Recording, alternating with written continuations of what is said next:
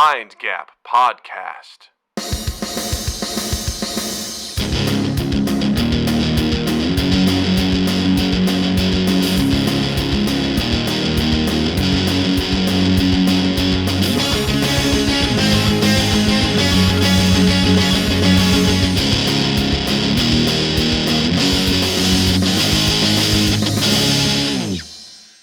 Hey everybody, welcome to Mind Gap Podcast. I'm Doug, and joining me this week, because Justin is off doing other stuff, is once again, welcome back for, I don't know, sixth time? Seventh time? So many. Eighth time, Noah Reno! Hello! I should have had a sound thing ready to go to celebrate that. For the manyth time on the show, another new camera angle, but this will hopefully be the last one. Yes. I think I'm done changing my camera angles. And listen, hey, if you need to switch some stuff around, you do it. That's totally cool. You know, there's no judgment here. It's all good. Yeah, no, Noah was kind enough to step in and help out because Justin is currently moving into a real house. So, which is super cool. I'm super pumped. Justin moved to a new city, and he's been there about a year in an apartment trying to find a house. And he was trying to find a house when he was in the Chicago area, couldn't find one, ended up moving up to Michigan, and then he finally got it, and now he's moving in, and I'm so pumped for him because we've talked about it on the show, but I don't think you realize every week Justin has to set up his setup, and he doesn't like his setup, but it works. And he basically goes into his bedroom that he shares with his wife, and he sets up his camera. He puts this stuff together. His wife can't come in and go to bed. He's basically occupying the space, and now he's going to have a dedicated space where he's actually going to put some, I almost said effort. That's not the word I'm thinking of, but he's going he's actually going to care for once. He has a reason to care because it's like, this is my space. This is my production space. And I can't wait to see what he does to set up in it. And he's been talking about trying to get a PC, which will be awesome.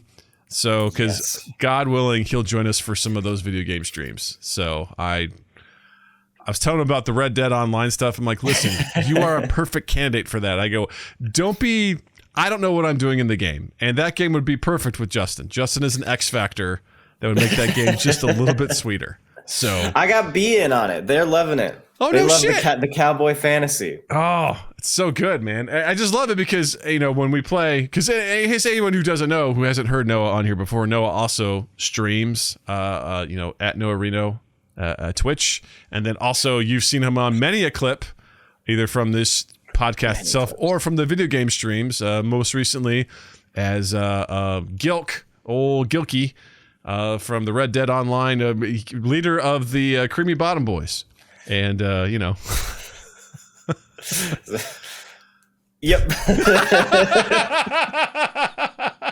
The sad realization over those 2 seconds where you're like, yeah, that's something I made up. That's something that I do. I don't. The Augie Gilk and Andy America are the Soggy Bottom Boys, Soggy Bottom Gang. Creamy Bottom, not Soggy Bottom. Creamy Bottom Gang. Yeah. Soggy Bottom Boys, Creamy Bottom Gang. Big difference. Between those two. Much respect. So we have a lot of fun playing those characters and just getting into shenanigans in general. And there's a new game hopefully we'll be getting into soon called Dark and Darker. It's currently like a demo's out right now, and it is like a fantasy it's a perfect just meal for the Creamy Bottom Boys. That's a good way to put it. That's good words for it. It's perfect meal, good for consumption. Yes, I'm looking forward to trying that out. So I think do we know when I know it's coming out soon, but I don't know exactly when. I don't know release date. I think they said third quarter of 2023. So later this year. Not bad. Okay. Well, hopefully when that comes out, I'm getting it. So yeah, I definitely ought to get in on this beta while it's happening. I'm sure they'll probably take it down, put it back up before the game comes out or whatever. But yeah, I'll definitely feel like giving that a try at some point. Hopefully sometime this week. As a heads up, just right now, letting you all know, will be no video game stream this weekend. I'm going out of town, so no video game stream, but we'll be back, regular time for the podcast next week with another guest host, because Justin is still occupied for the next couple weeks. So you're in luck. The cool people are coming by to hang out while Justin is out doing his stuff. Dad's away, the kids will play. Not to insinuate that Justin's also not a cool person, because he totally is. It's just he's out doing stuff, so I got to find cool people to backfill him. It's just like, even if you have a cool teacher, you like to have a substitute from time to time, right? You still listen, yeah. Ice cream's awesome, but you eat it every day. You still need to have a break and have pizza. Break it up. Then you occasionally get the pizza and the ice cream at the same time, yes. Which some would argue is not as good, but sweet and savory. That's what people say, I guess in that instance, that would be if any of these guests are on the show when Justin is also here. Yes, that is what we strive for. Which happens sometimes. It does. Occasionally. Sometimes we make that happen.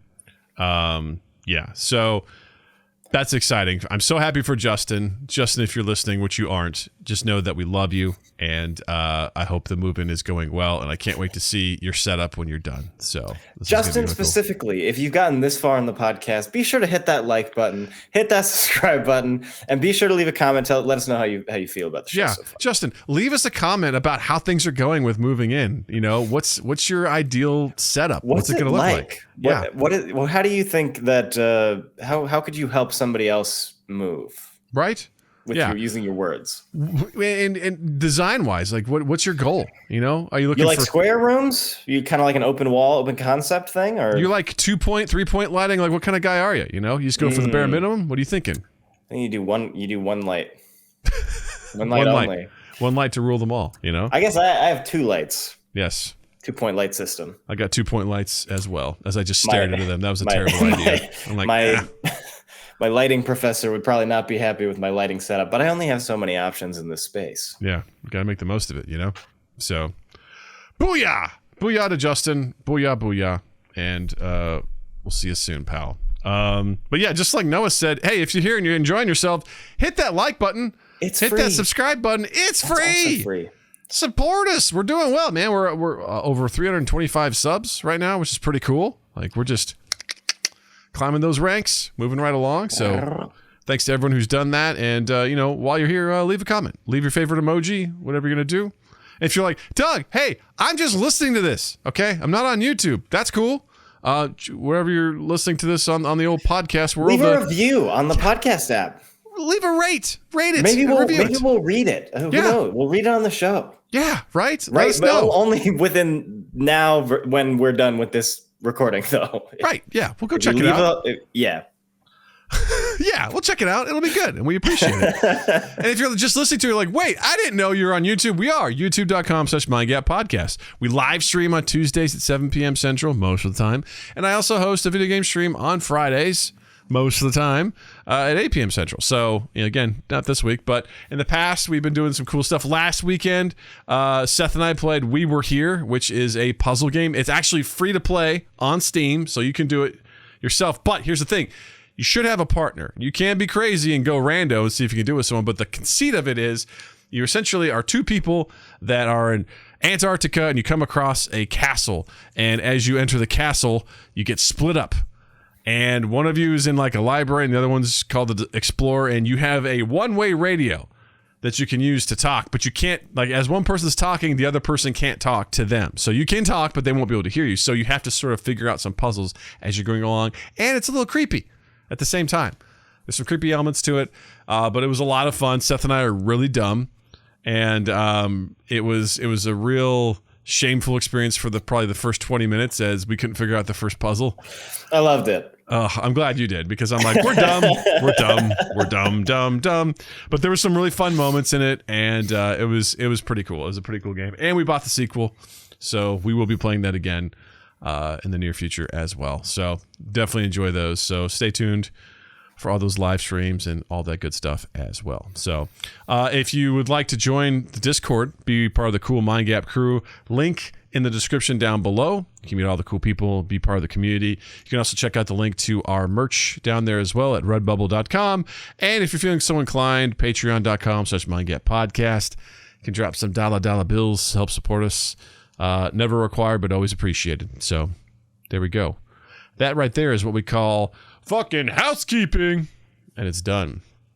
Noah, how the hell have you been, man? You haven't been on here since December, you know, and you're rocking. You're doing great. You're back on Twitch, which is cool. Yes. Tell people what you're up to, man. Yeah, so since the last time I was on the podcast, I've returned to Twitch for my streaming stuff. I moved into a house myself. I've bought a car in the last week, and I'm getting to the inner machinations, the beginnings of starting a business. So lots of big moves. 2023 is going to be a massive year for the Noah Reno household, and we're also hoping to expand like the Twitch formula. I'm hoping to break out of gaming a little bit, do a little bit more other stuff. TBD, details coming later. But if you're interested in that, tune in. That's really cool. Yeah, I enjoy watching you stream. It's always a good time. I often will have it on while I'm doing work or in meetings and stuff like that. Just playing GeoGuessr. Luck Be a Landlord. Overwatch, Luck Be a Landlord. Yeah, Overwatch. That's kind of my goal. That's my target audience, is people who are at work that don't want to be there. That's why I stream at like noon. Yeah.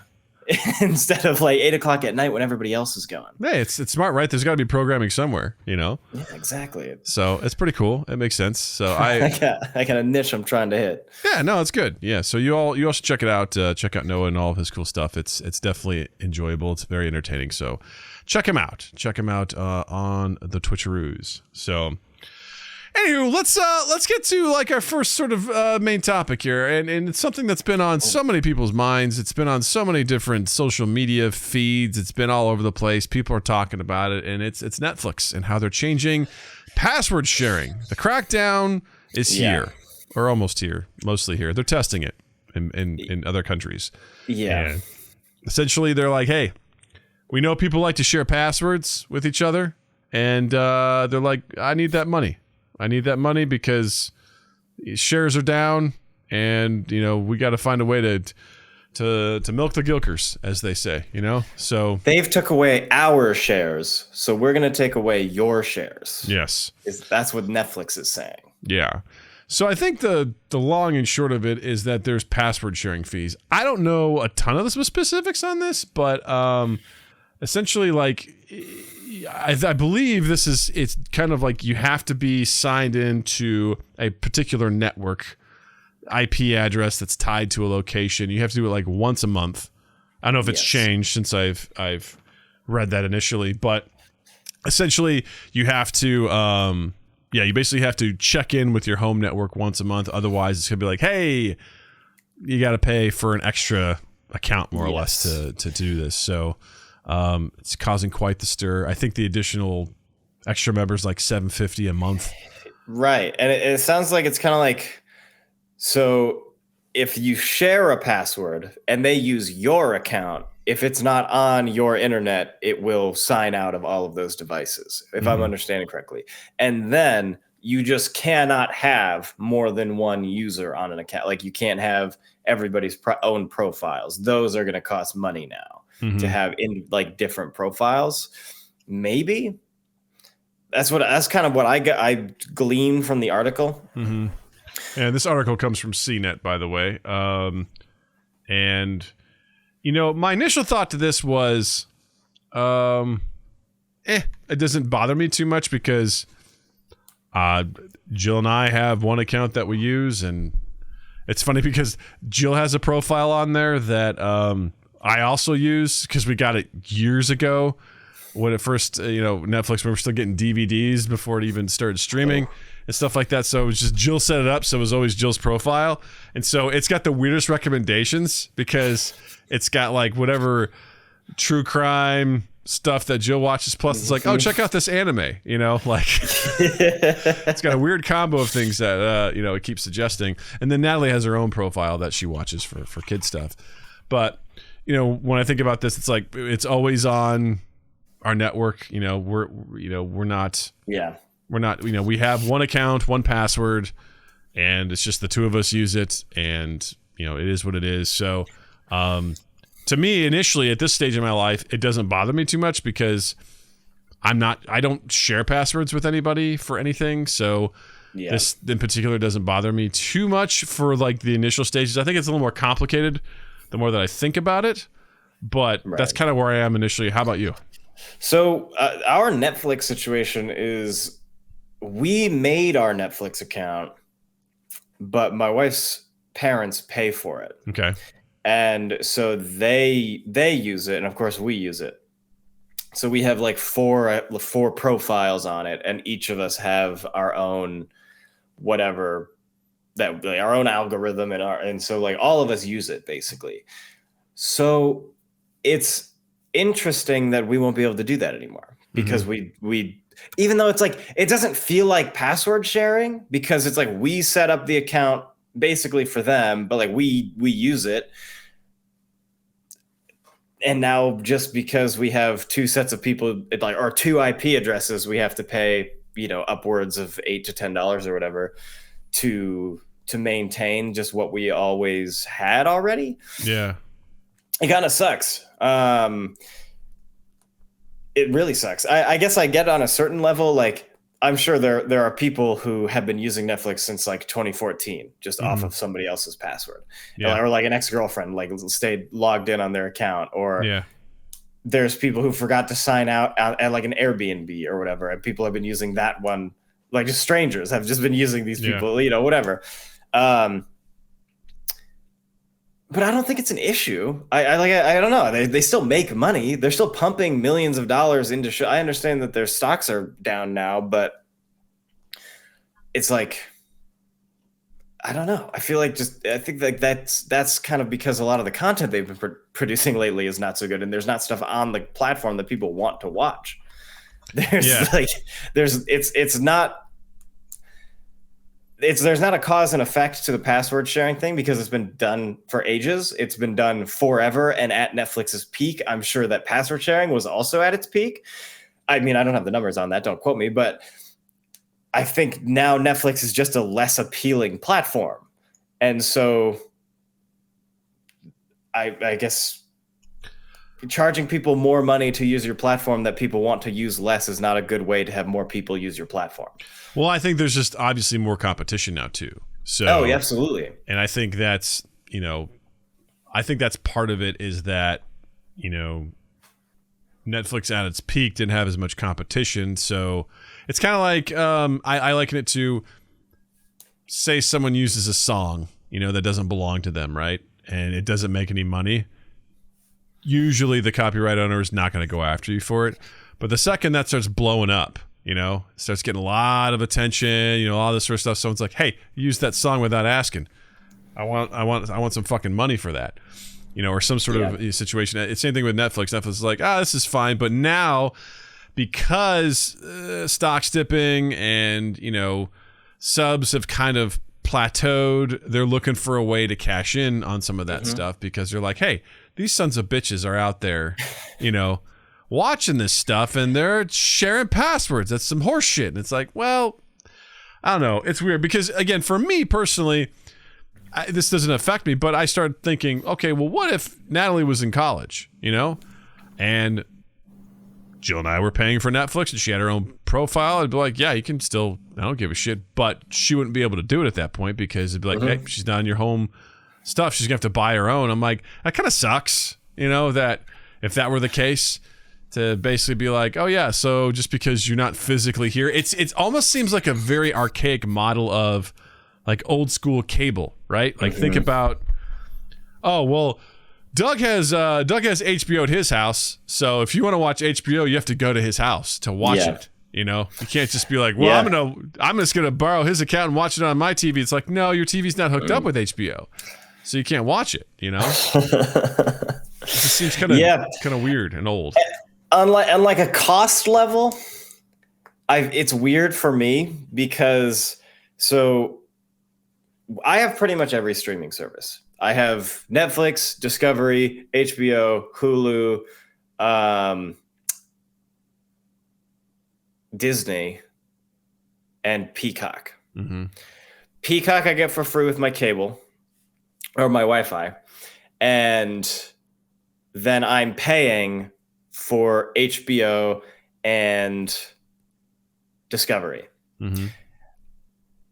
I split Disney with everybody who's on my Spotify plan, which I'm going to talk about Spotify later because they do this well. Mm-hmm. And then I have Paramount as well through somebody else, and I have Hulu through somebody else. So it's like on a certain level, I'm trading some of these things. So it's like I am paying for this service, and then in exchange for me paying for it, somebody else is using it, and then I'm using something that they are paying for. Yeah. So it's like I'm breaking even on all of these overlapping ones. It's like I'm basically paying for HBO and Disney, but I have everything, and that cost is being supplemented elsewhere. Sure. Other people are paying for the services that I am using, and I'm paying for the services that they are using. Yeah. So it's a very strange. It's strange, but I like it. It's a barter system, but it kind of makes sense to me, you know? Yeah. In that you guys aren't pirating it outright, because that's the stuff where I'm just like, yeah, no, if someone's straight up going to be like, yeah, I'm just going to download all this shit and torrent and everything like that. It is what it is. But the fact is, yeah, you're paying for some and leasing that out to other people, and then vice versa. You're leasing from other people and they're paying for it, but it works. So if the ultimate goal is that every single user for Netflix has to pay a subscription, yeah, I mean, that's just, finances, just folks just get a giant boner thinking about that, because all those, all those users equates to what it is. But the problem is, you didn't start out doing that. You started out, it's just like Napster, when you can't put the genie back in the bottle, where like people are like, yeah, I'm downloading music for free. And they're like, okay, now you're going to pay for it. And people are like, no, I don't want to do that. I've just been getting it for free. Now you tell me I have to pay? It's a slope that you go down and there's no coming back from it. And so with this, it feels kind of gross. I feel like some of the reactions to it have been also kind of obnoxious to me, where I've seen these people be like, "Dear Netflix, I'm not going to use you anymore. Do you know why?" Because this person, I think this person was trying to make a good point, but it came off as very entitled. They're like, you know what? My parents don't even like Netflix. They don't even use it. They don't watch it because there's nothing on there that they want to watch. But do you know what? I like to do it. I like to watch it. And I keep telling them to renew our subscription because I like to use that stuff. Well, guess what? I don't live with my parents, so you know what I'm going to tell them? I'm going to tell them to fucking cancel it. And I'm like, okay, you can do that. Or you can pay for it yourself. That's the vibe of like, my parents are paying for this, and I'm going to tell them not to pay for it anymore. I'm like, okay. Well, yeah.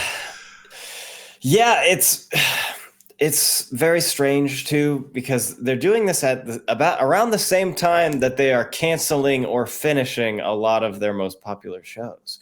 So especially this is a different conversation, as the animation world is crumbling apart right now. But a lot of shows have been canceled recently. They've not been renewed for season 2 or season 3, or like Stranger Things has 1 season left, and like Wednesday, it was like the most watched show of 2022.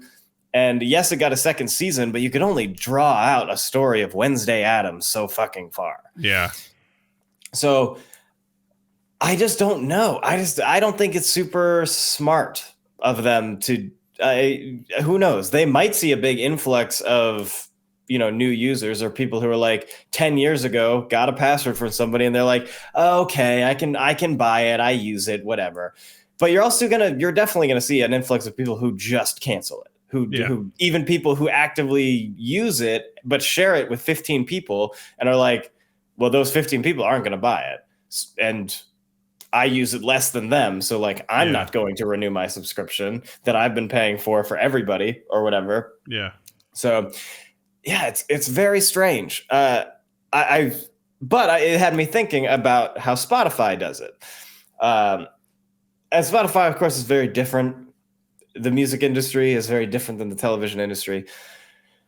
But the Spotify family plan is cool because you can still exploit it.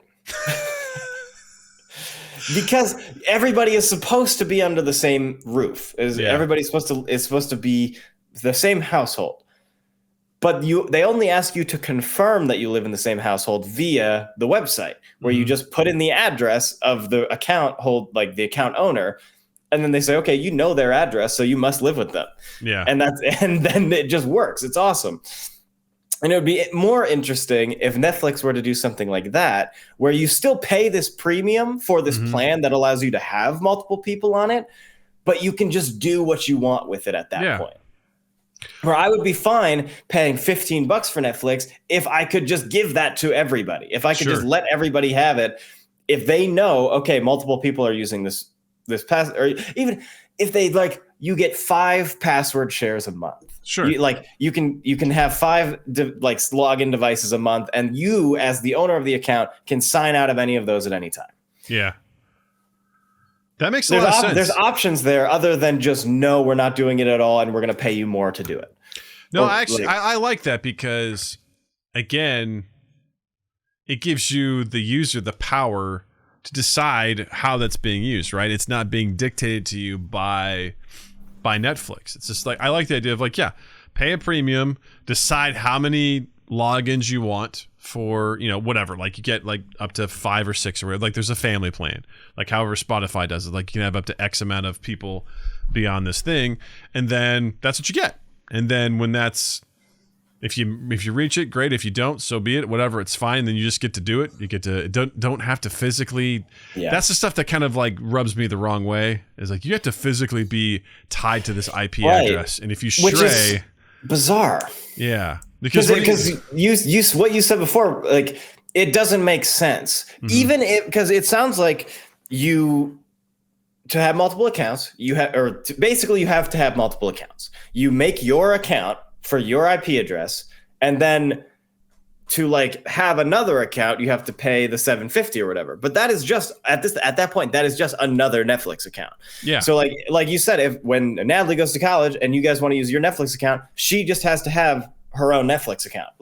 If you guys continue to pay for it or whatever, if you're paying $8 for a Netflix account, just pay the $10 and it could be her own Netflix account. Yeah. Right. So it doesn't make any sense to differentiate it like that, even if it is still based off of your IP address still, or if it's not, if it's based off whatever internet she's on. Yeah. Then why wouldn't she just have her own Netflix account on her own email address? Why would it have to go through you guys at all? Yeah, I get stuck on the fact that this feels like an old school approach. Imagine Natalie goes to college, she has roommates, and they're like, all right, we're going to get Netflix. And as, a house or whatever, they're doing their Netflix, but someone has to be kind of the main controller of the account. Right. And so when it's done, they can cancel. It just seems very tied to a physical thing, in Netflix and stuff like that is so much not a physical thing. So again, it seems weird to me that it's no. Oh, do you want to watch this? Well, you have to go over to their house. I feel like we're just one step removed from that. Oh, no, you have to physically go to that person's house and watch it. Yeah, it feels old. It feels backwards. Yeah, it feels very strange. I don't know. I don't get it. So right now, short term for me, I'm whatever. It's not really going to affect me unless I misunderstand what this is. And Jill and I share the same account, but so I can't imagine that would be a problem because it is what it is. But I don't know. We'll see how that goes in the future. I'm also concerned because if this makes even 5 cents, these other streaming services are going to be all over it. They're going to do the exact same thing. Netflix is basically taking the plunge and they're going to give it a try.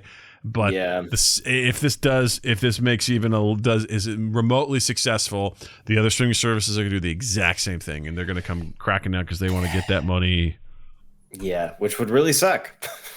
Because that's the thing is people are well, I'll just go to another streaming service. But if all the streaming services are doing it, then again, I think that just restricts, like, people aren't going to be, that makes the competition even stiffer in my opinion, right, because you have to choose what one you are like loyal to. Yeah. And that sucks. Because I don't want to be. I just want the whole point of this is to have access to everything. The reason why we share passwords is, again, I'm paying for the stuff that I want directly. Yeah. But then say the one fucking thing that I want to watch is on Hulu, and I don't have Hulu. Mm-hmm. So I'm just like, hey, buddy, you have Hulu. I want to watch this thing. Can I snag your Hulu? Yeah. And that's all it is. That's literally all it is. I am paying for my way into the majority of the stuff that I want. I'm paying for my platform. And then I'm just dipping my toes for the other stuff. It's weird because I feel like when you put it that way, that's where it starts getting murky for me. Because if anyone's listened to this before, they're like, Doug, you're being a hypocrite, because this is the kind of stuff I would rail on before about piracy, in that, my big thing was like, oh, do you want to watch that show? Well, then you got to pay for that show. Oh, you don't want to pay for that show? Then you don't get to watch that show. And that's kind of how I've approached things. Like, I've never had Hulu or anything. There's been some occasional things that pop up on there. I'm like, oh, it's on Hulu. I'm not gonna pay for Hulu because it's just another thing, and I don't think I'm gonna use it that much. And that is the danger nowadays. They have goddamn businesses. There's services and apps that you download that help you manage your subscriptions. Yeah. Because that's the bad thing, is everything's a subscription nowadays, and it's a great business. A free trial, and you forget. Yeah, or you sign up because you want to watch that one show, and you're like, well, that'll be back in a year, and then you still say subscribe. Like, I can't tell you how long we say we subscribe to Apple TV, or Apple Plus or whatever it is, and I never watched a single goddamn show on there. Joe watched a couple things, and finally, I just canceled it because I'm like, we're not using this. Like, I got rid of Showtime at one point because Joe was really into some shows on Showtime. I'm like, we're not using this app. Like, shut it down. Like, how much money are we throwing away? But because everything is a subscription, it's like that stuff adds up over time. So if you increase, if you're gonna maybe raise the barriers to this sort of stuff, it's just going to make this even more important that you have the best quality content that people are going to want to be willing to pay for. And Netflix has a lot of content. I mean, they have a lot of great shows on there. Yeah. I mean, they have a lot of great IPs that I like and things like that. So I will stay with them for the time being, because, hell, just today I rewatched the animated Witcher show, The Nightmare of the Wolf. Great movie. I really enjoyed it. I was like, at some point I want to rewatch Arcane again. That's such a great show. I enjoy the Witcher series. I enjoy Stranger Things. There's a lot of, there's even some Netflix straight up movies that I enjoy. There's one called The King, starring Timothée Chalamet. Like, so good. Like, it's such a great film. Like, I genuinely enjoy that stuff. But, you have to make the content that is worth watching. That people really want to. Sandman. How can I forget about Sandman? Yeah. And honestly, in my opinion, the company that continuously makes really good content is HBO. I feel like HBO for decades has been killing it. They keep making really good shows. That's their thing. I mean, Last of Us is just dominating right now, week after week. It's all people are talking about. And that is what these execs get off to. That's what makes their dicks hard, is the people are talking about it. Episode 3 of Last of Us was just it was the climax that everyone wanted, like from the production side. They're like, they won't stop talking about it. Like, it's because that's also what I heard as a metric for Netflix shows. It's not just is the viewership high, is the buzz enough. Yeah. They want people to be talking about it. They want that what's the word? Zeitgeist. They want the cultural zeitgeist where people are just talking about it. It's so ingrained in the culture that people are just all about it. It's not, which is so interesting because everybody's internet is different. Everybody's online experience is different. And so I'm looking at like Alice in Borderlands. And that show has 2 or 3 seasons now. Like, just started a new season. And I watched the first fucking episode of that show, and I was like, "This is dog shit. I cannot watch this." And I hear people talking about it. I know one person in a different Discord that's like raving about Alice in Borderland. And I'm like, Okay, like I guess it hits a target demographic. That's the thing. If you just pump so much shit out like Netflix does, not all of it has to be quality because everybody likes something. That's true. And I'm the same. I'm kind of the same way. Like there is definitely shit that I like that is dog shit. There is stuff that I like. There's things that I'm very easy to entertain. I've said this on the show multiple times, but I'm the easiest. What's the example guy of something that you know is dog shit? Man, I mean, I like Batman versus Superman. Like, I watched that movie and I was like, that was fun. I liked it. I hold it to scrutiny. I'm like, yeah, okay, that's a dog shit movie, but like, I enjoyed watching it. I think the of the two movies I have ever watched, I think there has only been two movies, maybe three that I've ever watched that I was like, no, that sucks. Okay, so it is three. Suicide Squad, Justice League, Zack Snyder's Justice League, because I didn't watch the other one. And The Man Who Killed Don Quixote. That movie fucking sucked. And every other film or movie or TV show I've ever seen, I've pretty much like been able to walk out of it and at least have some sort of enjoyment. Very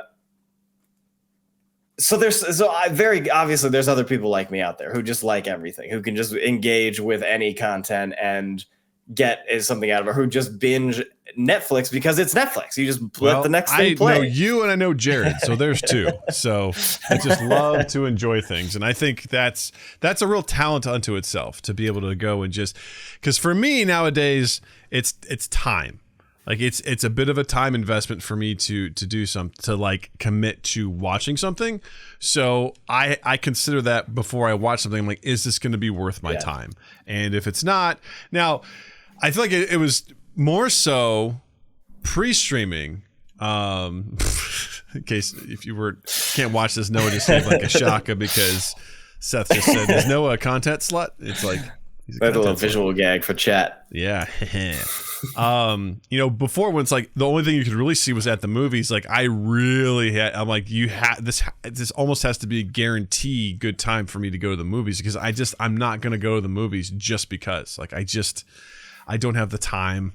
Yeah. I can't do that. Where now I'm willing to take more risks of stuff on streaming because I'm like, why not? We'll give it a try. May or may not know something about it. Something may grab me. I'm like, whatever. I'll give it a whirl. I'm more flexible with that because I'll watch a lot of stuff like while I'm cooking and whatnot. So I do find some time for it, but I'm just not in the time. And I also realize my mood really dictates what I'm going to watch. Like sometimes I'm like, I want to watch something I've seen before. For some reason, I want to find a good movie that I've already seen before that's going to scratch an itch. And I'm like, I'm going to go through everything and see if I can find something that I've done. Sometimes I want to watch something new. I kind of do that too. Basically me and my wife watch new stuff together and we watch old stuff separately. That makes sense. So it's like when she watches TV by herself, she pretty much like reruns Avatar, Gilmore Girls, and Grey's Anatomy. And then I pretty much like, I'm on a fucking Family Guy rewatch right now. Okay. Which, and I'm probably going to do South Park next. And this is TikTok. I don't like either of these shows, but they just scratch an itch that's like this background noise that I could like, that sometimes a joke hits and I'm like, that was worth it. That's worth 3 episodes of fucking nonsense garbage for like this one good joke that stands the test of time. But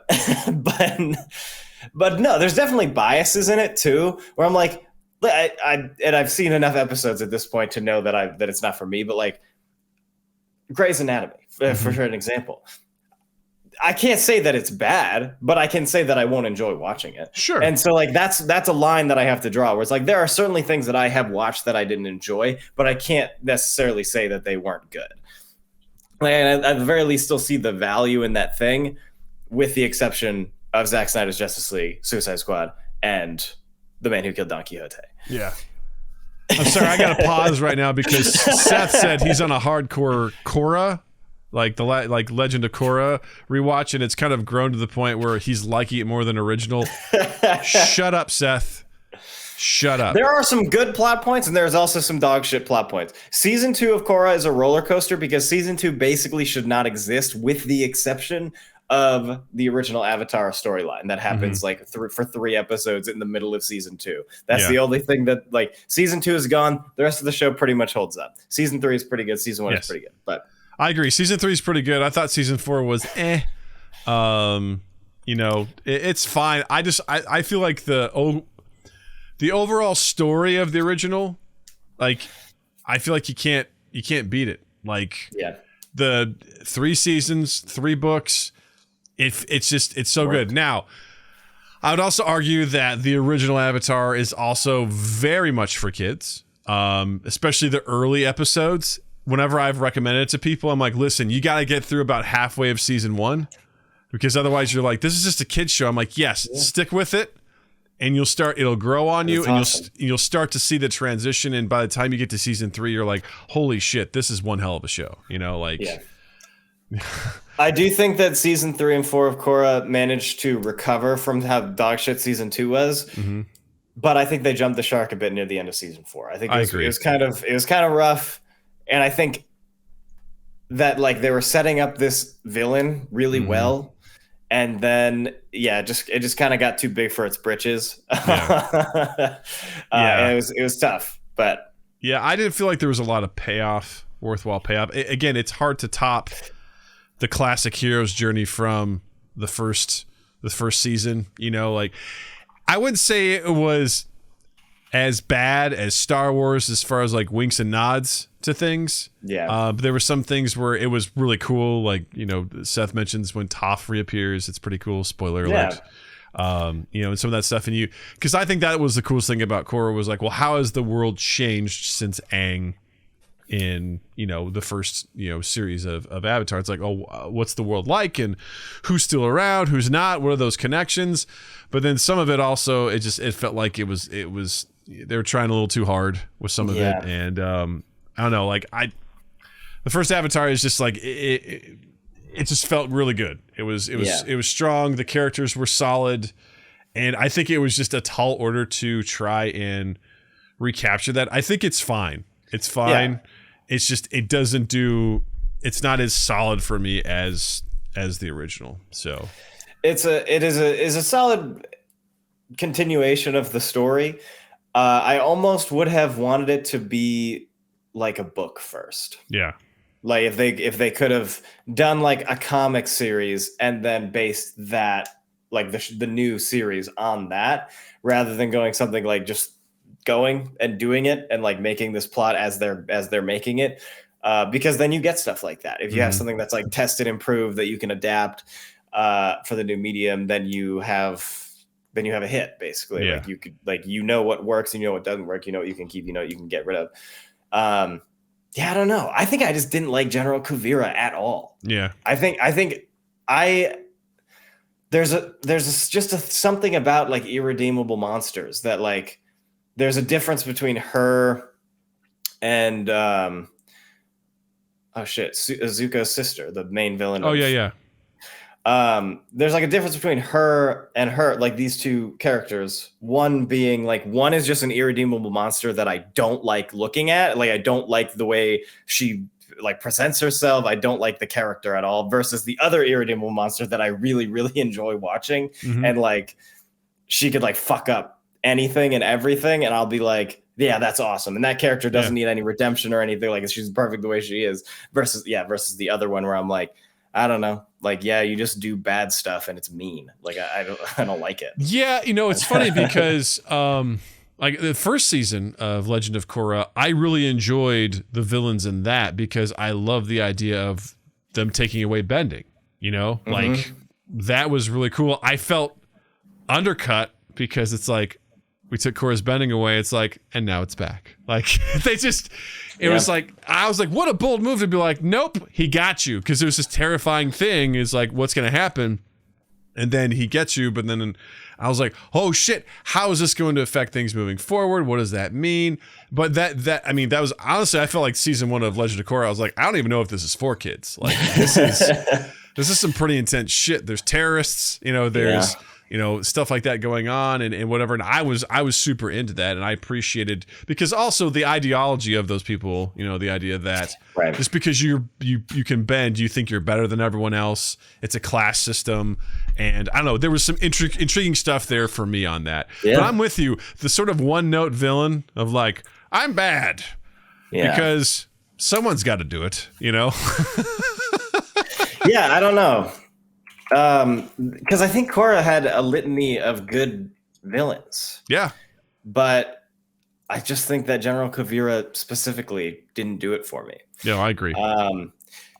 And it's so funny because, like, yeah, they took away her bending in season 1, and then in season 2, we took away her bending again.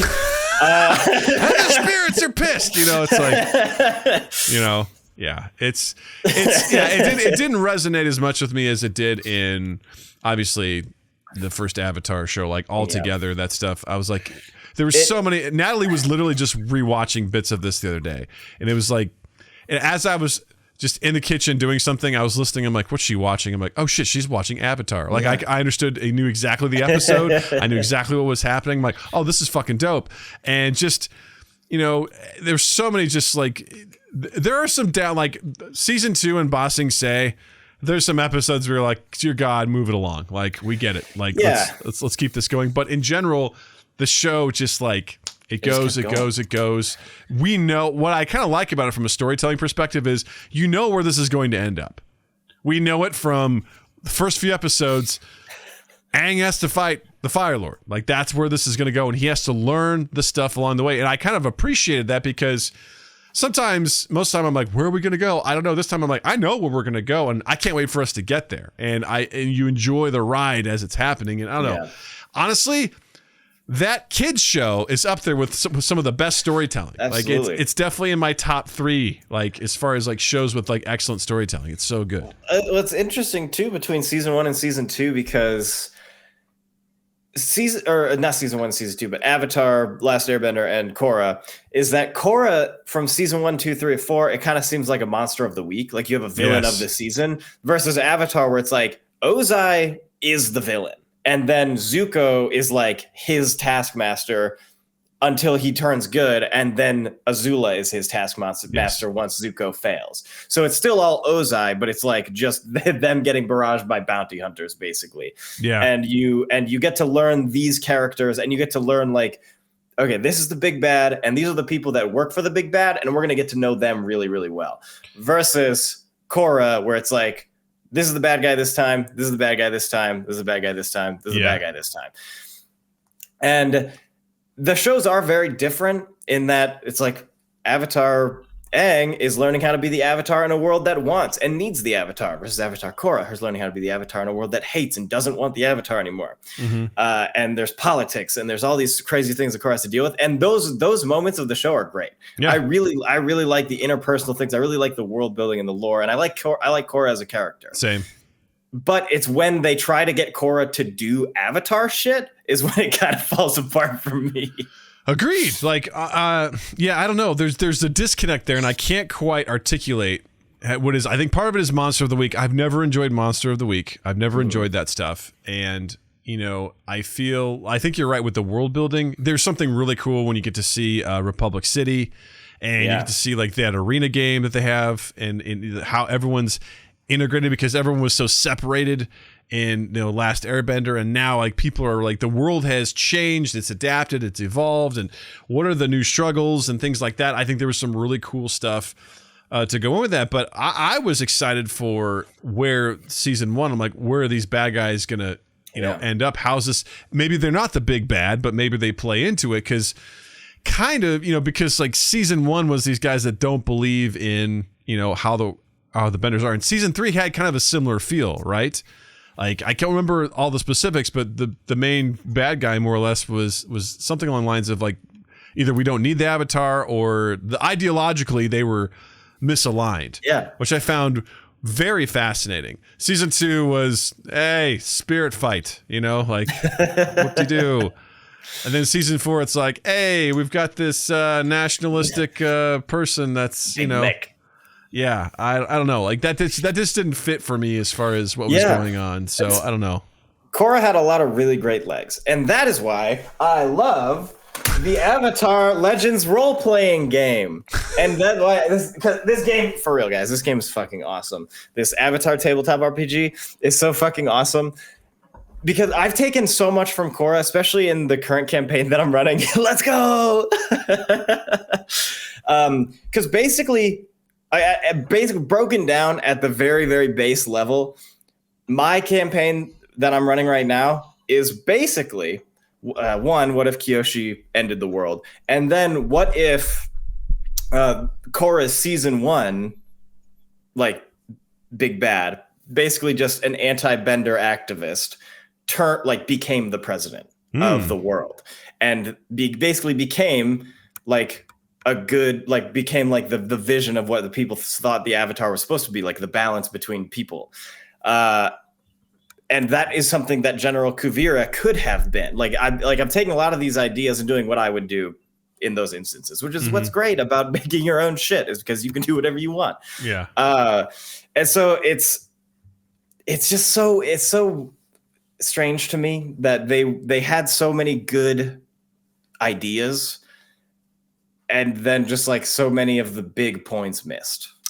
I think that I agree with that so much, in that, God, you have such a wonderful, rich world. There's a lot to work with. There's a lot to play with. But then the antagonist just really fell short a lot of the times. Or at least they didn't get... Either they fell short straight up, or they didn't get the time that they needed to really go. Because what if those first season bad guys were allowed to hang in there? You know what I mean? Like, maybe they get defeated, but they're still around the threat of this, and maybe they start an additional uprising throughout the world, not just Republic City, but they, what if word spreads that, oh shit, did you hear? Avatar lost their powers for a little bit, and these people were able to take it away. Maybe the Avatar isn't as powerful, or maybe we don't need the Avatar. Like, it creates this effect. It's almost like My Hero Academia, if anyone's into that show, where, the symbol of peace, all that sort of stuff. The basically the fabric of society is shattered because there's been this stretch of like peace and stability for so long, and it gets shaken. The ideology gets shaken in people's minds and the culture.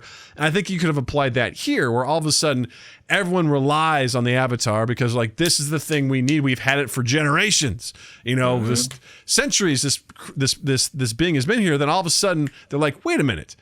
We're challenging the tradition. I've always enjoyed the idea of challenging tradition in real life, particularly challenging the tradition, but also in the idea of kind of taking that to this, fictitious world of, I feel like we can apply that to anything that we do. Of what is it that we rely on, that we need, that we think we need, that all of a sudden goes, no, you don't. And it just throws things into chaos in such a fascinating way, because Korra is not inherently bad, right? Mm-hmm. But is the world okay, if not better, without the Avatar? Does that world exist? It's almost like Batman, right? Batman creates problems because Batman beats up the low-level mob and stuff like that. It creates a vacuum for crazier people to insert themselves and become the villains. So I've always loved that about Batman, is Gotham better off without him? Because it seems like he made things worse. So you can almost apply that here too. Like, without the Avatar, can the world be okay? Is their job still needed in this modern age? And boy, that would have been a lot of fun to sort of, because maybe those guys inspire other groups, and maybe it leads into that season 3 villains and those people. And imagine the culmination of Benders versus, like, you've got the anti-Avatar with Team Avatar, and what that ultimately culminates. Imagine 4 seasons of that. I'm in it. Like, I'm in it all the way. Yeah, and that was something that was charming about the Last Airbender, is that it was one continuous story. You're following this plot thread throughout the entire thing, versus the very 4 disconnected stories with this main character being like the one constant. Because there's plenty of times in the show when it's like time passes and all the other characters that we've grown to love are doing different things. They're growing away from Team Avatar, whereas Korra is just continuously struggling. Mm-hmm. She's locked into this role as the Avatar where she can't change. She has to like continue to try to be better and save the world and be the balance between the spirits and the people and hope and the elements and all of that. Whereas like her friends, who were kids when they met, grow up through the period of them knowing each other in season 1 to season 4, and they get jobs, they go do different shit, they meet other people, like, and so it's like she ends where she started. Of course she grew, she has an arc, she becomes a better avatar, but she goes from being the avatar to being the avatar, whereas everybody else around her, who we are not the focal point of our story, even though they are essential, they're main characters, are not the focal point of our story. They all get arcs. They all grow up. They all change, and they go off. Mm-hmm. Which is very interesting because we don't see any of that in Avatar or The Last Airbender. In The Last Airbender, everybody's together. It takes place in a very, very short amount of time. It takes place like over the course of less than a year. Yeah. And so we are constantly seeing what these characters are doing other than shitting and like going from point A to point B. And what a missed opportunity. Am I right? I mean, if there was anything we really needed in that show, it was like, hey, I want to see how this bison shits. I want to see what Aang looks like when he shits, because he's doing something silly and goofy. He goes, he's got diarrhea. He summons that little vortex, spins around, is like, wee, spraying it everywhere. Gross. I think that's a clip. I'm gonna mark down that time. I think that's mark it, clip it, send it. Aang shits. There we go. Awesome. Beautiful moment. What I love about live streaming the podcast is we didn't plan on talking about this, but one comment from a chatter from Seth sent us down this road, and I fucking love this conversation. This is what I love about this podcast is we pull on a thread and we just go. And it was great. So at the end of the day, I got to plug the Avatar Legends tabletop role-playing game. And that's all that matters. Everybody should fucking play it. It's awesome. Speaking of shitting in fictitious worlds, I heard about this, Seth. He says apparently part of the Harry Potter universe is that before they integrated toilets, the wizards just shat wherever they stood. I heard this. And then they magicked it away. I can't confirm it, but I'm pretty sure. I think there's a reason. Like, 'cause I think I saw a TikTok or someone said J.K. Rowling basically painted herself into a corner where there will never be a Harry Potter story that happens before a certain time because all they did was just shit wherever they were. Mm-hmm. Supposedly that's canon. Before plumbing. And they just are like, shit. And they probably had their fucking house elves clean it up or something, Yeah. Yeah, it's Harry Potter, J.K. Rowling. Yeah, let's talk about it. No, you seem real pumped about talking about this. I'm totally kidding. We don't have to do that. We don't have to. Everyone else has already covered this. I don't think we need to. But yeah, I think everybody knows our stance on the trans community, and we're good. We're for them. We love trans folks. Pro trans folks. Pro trans rights.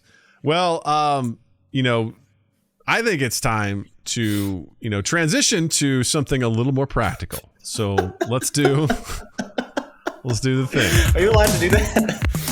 You got the questions, we got the answers. All you do is ask. Practical.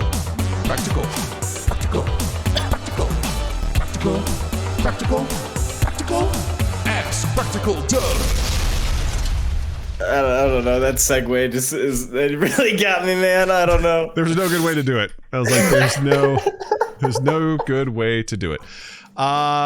It's time for me to talk about practical stuff. So in case you don't know, if this is your first time here witnessing this, there is a little practical Doug that lives inside my brain called Practical Doug. And he governs a lot of what I do on a day-to-day basis. And oftentimes I will rely on this Practical Doug to get me through situations. So I offer this tool to you and to others. So if you have a question, if you have a dilemma and you're like, I need some practical advice, all you got to do is ask Practical Doug. You want to get on this?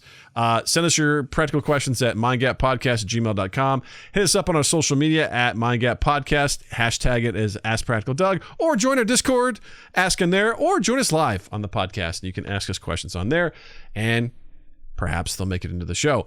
So normally Justin asks me this stuff and gets it up in advance, but he gets it up in advance because he's a big boy.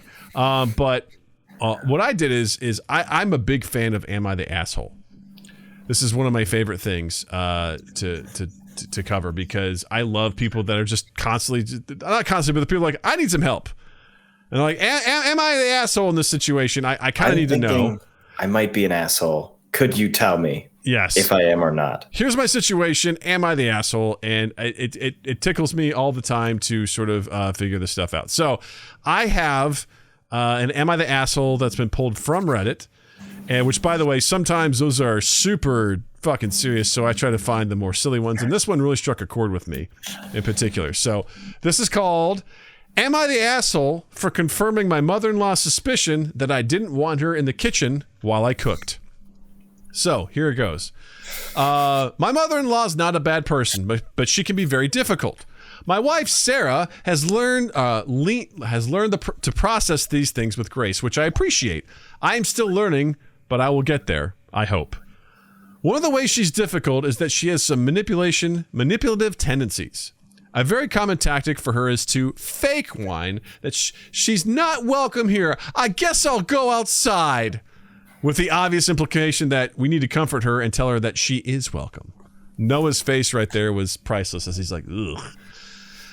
In parentheses, he says, I suspect she has some abandonment issues. I'm not a therapist, so he's not going to comment on that. But again, my wife has learned to deal with this over her lifetime.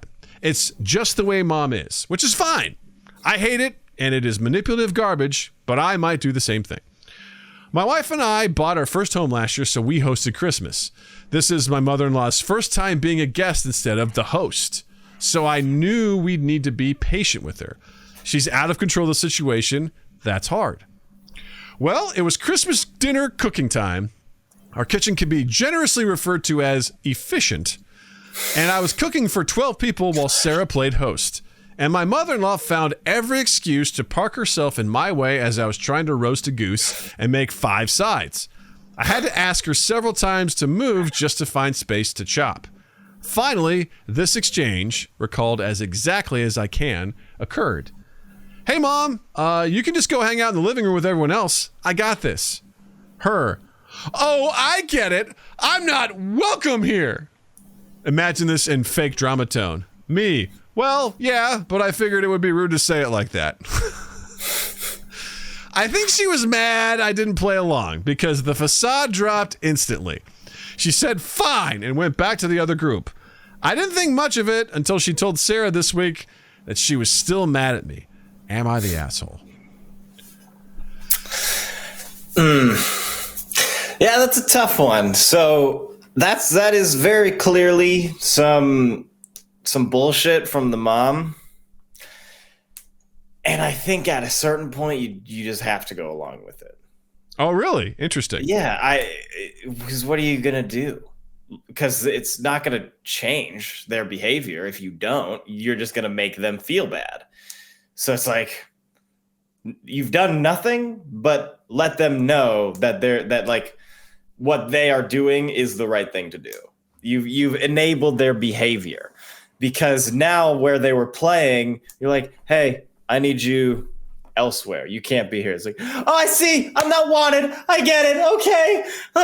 You're like, hey, you're not wanted. Go. It's like, okay, fine. I guess I'm not wanted. Like, no, you're not wanted. Please go. Okay, I'm gonna go then. Sure. Whatever you want. It's like, yes. Thank you. Goodbye. Mm-hmm. But and another thing, I get when I'm not wanted. Goodbye. Good day. But it's, you know, or maybe it kind of sounds like what happened here is it went from that like passive aggressive, oh, I see when I'm not wanted, to okay, you've opened the floodgates. No, fuck you. Yeah. If you're not gonna treat me with immense amount of respect after I didn't do that to you, then I'm going to treat you with even less respect than I would normally. Mm-hmm. Because you're just supposed to do that with parents. If they treat you like shit, you have to turn the other cheek and treat them well. So it's because or they're going to emotionally manipulate you and make you feel bad and whatever. That's just how parents are, I guess. I don't know. And so it's like, are you going to open that opportunity to just make things worse? Or are you just going to say, no, it's okay. You can stay in here. Sorry. Love you. It's all good. It's all fine. So is he the asshole? I don't think I understand. Yeah, I guess. It's hard. It's hard because no, I don't think the guy's an asshole. But as far as this situation goes, as far as this social interaction goes, he is the asshole. He lost. He lost the game. Because the only way to win the game is to play, and he chose not to play. So yes, he's the asshole. I'm going to disagree with you, and here's why. Okay. This kind of hits a little close to home right now for me too. B also asked a question in the chat, and we'll get to that in just a second. So for me personally, purely practical, you know, I see lots of movies, lots of TV shows. There's romanticize this idea of cooking in the kitchen with someone else. Like it's a very romantic thing, cooking together. To that I say, no, get the fuck out of the kitchen. Get out of my way. I'm cooking. Go somewhere else. Do something else. Very few things will set me off. Then I'm in the middle of cooking and the dog comes in, gets between my legs. The cat is meowing, wants food. Natalie comes in, wanting to show me something. Like I'm just like, get out! Like I understood why. I understood like old world parents used to beat their kids whenever they would come into the kitchen while they were cooking. They're just like, I will beat you with this wooden spoon. Get out of my way. So to that extent, parents do. I mean, it's not so far off, right? So to that extent, you know, even in my own kitchen, which is fine. I think it's normal. Like I feel like I run out of space quite often, especially if other people are in the way. So if this person is describing it as efficient, which leads me to believe that there's not a lot of space. If you do any sort of cooking, you should respect that space. And you should be able to come in and say, hey, do you need anything? No? Cool. I'll get out of your way. So for the mother-in-law to come in multiple times while this person is trying to cook, right? Trying to chop, cooking for 12 people, doing the goose plus 5 sides, like let them do their thing, get out of their way. So for this, you know, again, if this transpires as they said, they're like, hey, you know what? You can just go hang out in the living room. I got this. Like that is the polite way of saying, hey, listen, there's not enough space in here. I need you to leave. And for the mother-in-law to be like, I guess I'm not welcome. And for them to basically just turn that thing on and be like, yeah, well, I mean, yeah. And I just didn't want to say it like that because it'd be rude. I feel like that was them hitting their tipping point. And I put that on the mother-in-law for bringing him to that point. Now, to your point, should he have taken it to that point? Debatable. For me, I would defend him and be like, get the fuck out of the kitchen. Beat it. Get out of there. You're in the way. Okay? I cannot stand people that are in the way at the grocery store, people who just want to park their fucking grocery cart right in the middle of the aisle and then go wandering around and looking at stuff. Like the fact that people don't have any fucking spatial awareness drives me nuts. So if I'm trying to cook, especially on something like a holiday where there's a lot of stress and there's a lot, you want everything to go really well. You want people to enjoy themselves. It's the first time in your new home. You're hosting, like there's a lot of pressure there for this person just to kind of be in there and be like, I'm in the way. I'm in the way. Oh, I guess I'm not wanted. Get the fuck out of my kitchen, bitch. Like, no, get I out agree. there. You know? Totally. 100% agree. And what I would say is I would use this as an opportunity to call out this behavior. Be like, if she's still mad, then let's talk about this. I'll be like, hey, listen, I'm sorry. I truly, from the bottom of my heart, I'm sorry that I upset you. I was not trying to be rude. Here's what was going on at the time. My intention was not to be rude, but I needed you to leave because I needed the space. And moving forward, this sort of dynamic is not going to work for me. Like, it's not going to fly. Like, I don't like this. I don't appreciate it. I don't communicate that well. I'm not saying I don't like you. It's just that's not going to work for me. So whatever we've done up to this point has been polite. I want to straighten this out. Like I want to straighten this out. I want to make sure that moving forward, like if I need to communicate, tell me the best way to communicate to you. You know what I mean? Like open it up, try to make it a dialogue and try to explain the boundaries that need to exist there. Because if you just play the game, this is going to happen again.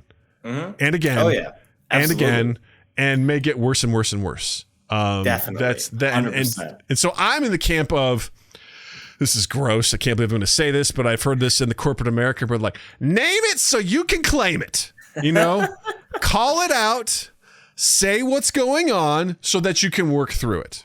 So, alternatively, that is how you get 2 family Christmases. That is true, which I would say dope. Where they say, no.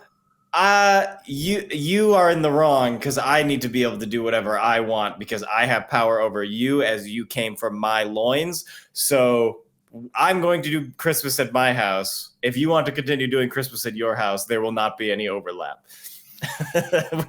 which if I'm picturing this woman in a sim way that I know other women that in my life, that is maybe how that would happen. You know what? I also know a particular woman in my life who would act the same way. And to that, I'd say, go enjoy your Christmas by yourself, because I'm almost 40 years old. Feel bad for not coming. Yeah, because like at this stage in my life, I have no room for that kind of bullshit. Like, I did that for the longest time. Now I'm like, why are we doing this? This is a facade. This is a waste of emotional energy. Why are we doing it? Don't bother. Like, let's just look. Do you want to be here? Yes or no? No? Okay. Then don't come. Like, you don't have to be here. And same thing. Like, do I want to be at your place? No. Will I do it out of being polite? Sure. But if we're going to draw lines in the sand, let's just be honest with each other, because it's going to send me down another road. I can't let myself go too far. I don't think just because you spawned me from your loins that I owe you anything. And vice versa. Growing up, yes, you should be a parent. You should protect me. You should feed me. You should provide for me. You should teach me. But at some point, we're going to be peers.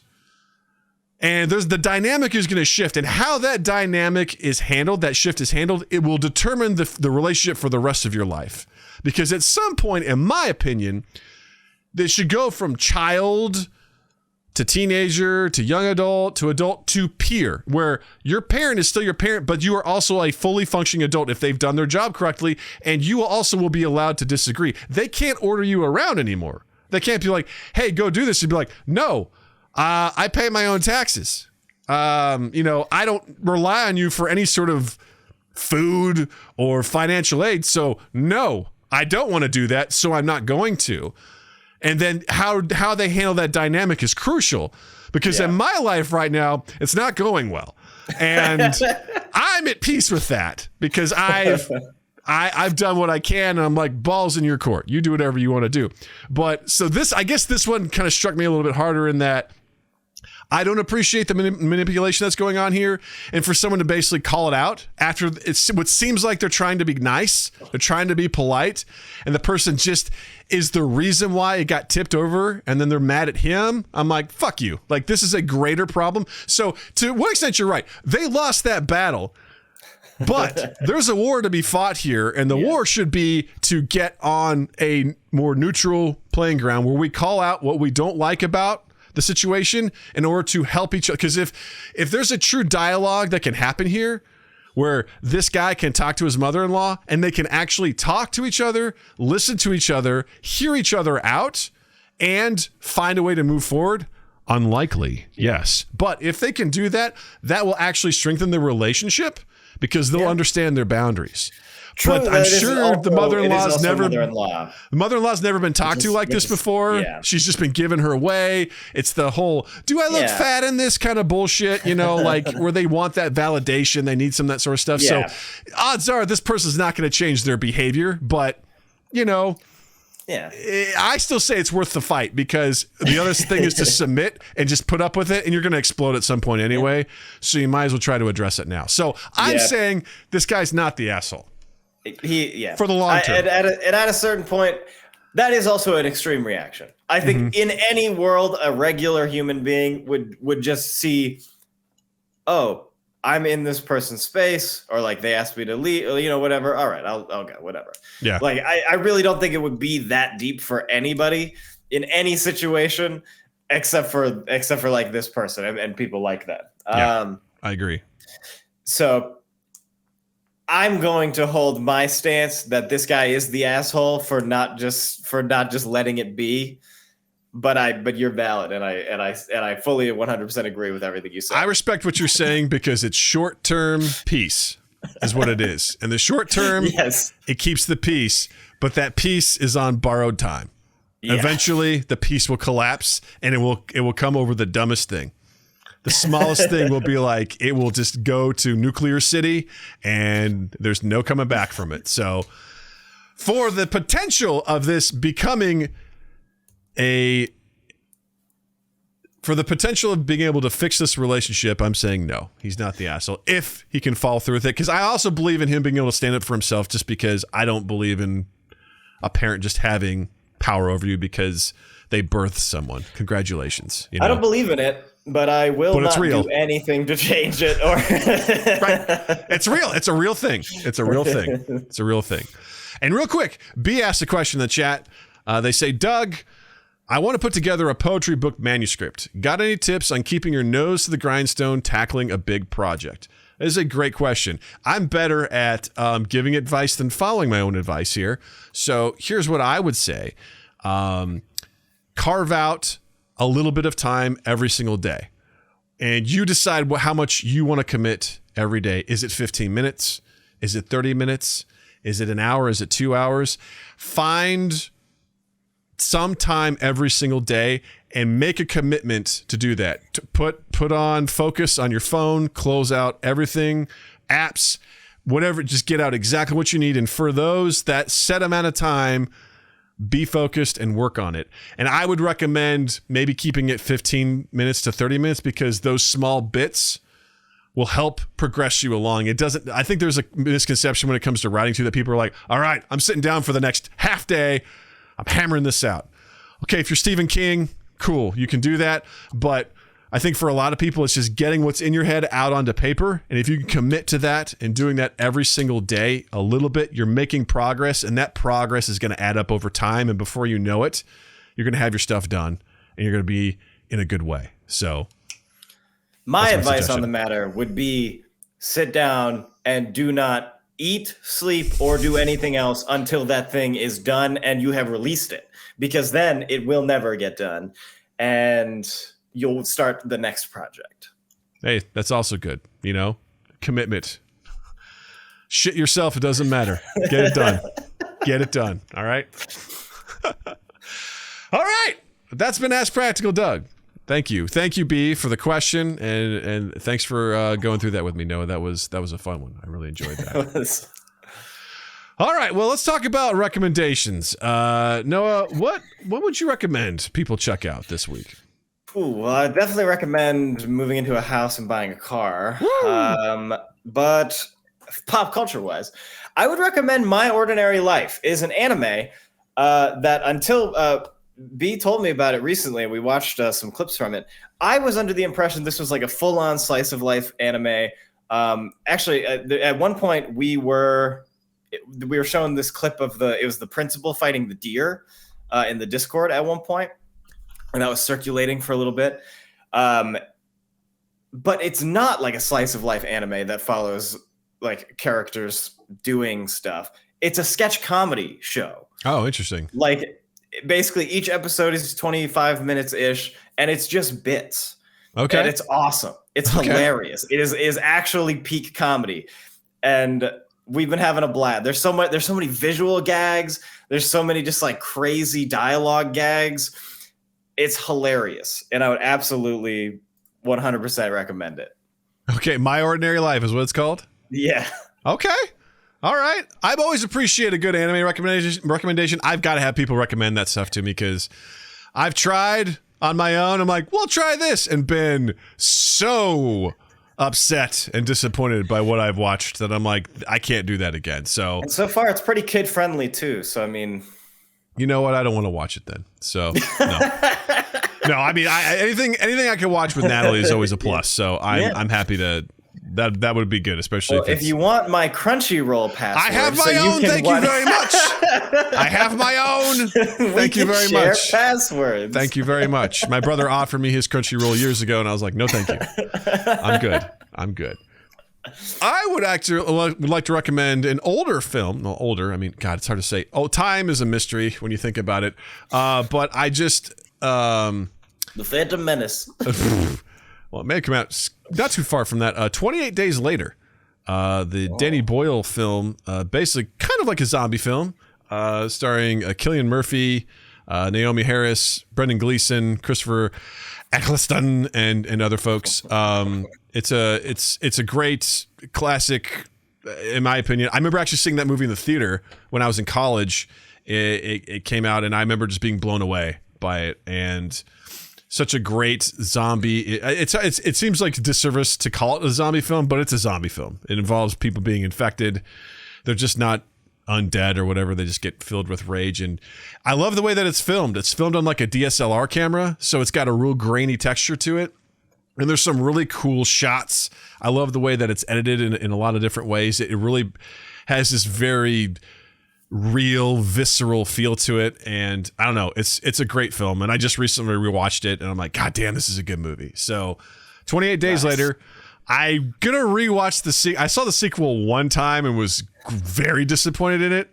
And I haven't watched it since. So I'm going to try and find that when it comes back on streaming. I'm like, I'm going to give that one a whirl again. I'll probably still be disappointed, but I'd love to try it again. But is that a 28 days later 2 or it's 28 weeks later? Oh, okay. Yeah. So, yeah, it's a good question. The 29th day after.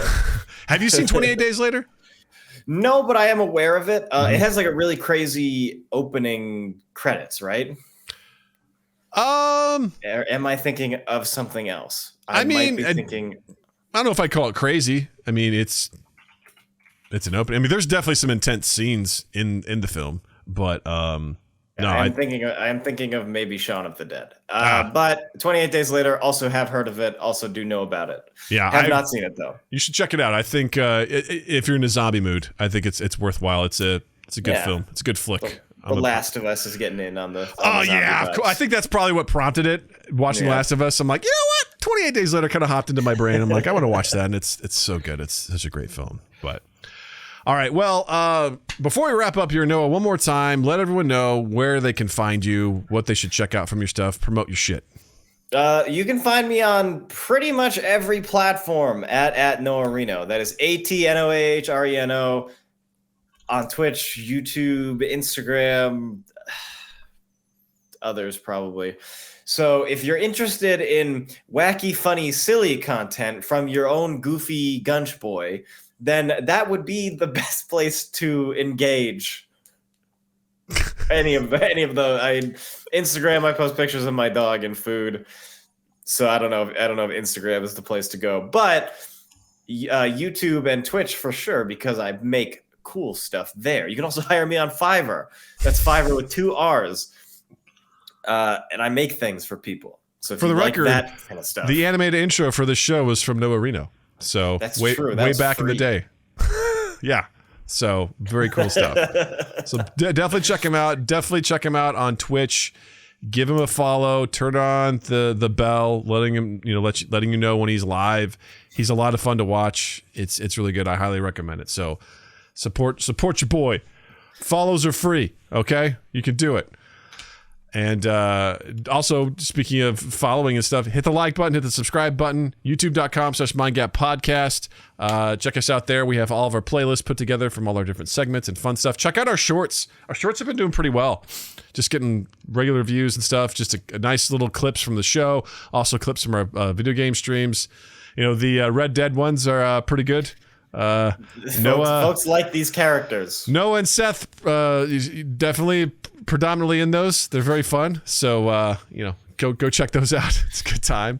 You can also check us out on all social media at MindGap Podcast. And be sure to check out our Discord, check out our Patreon, check out our merch.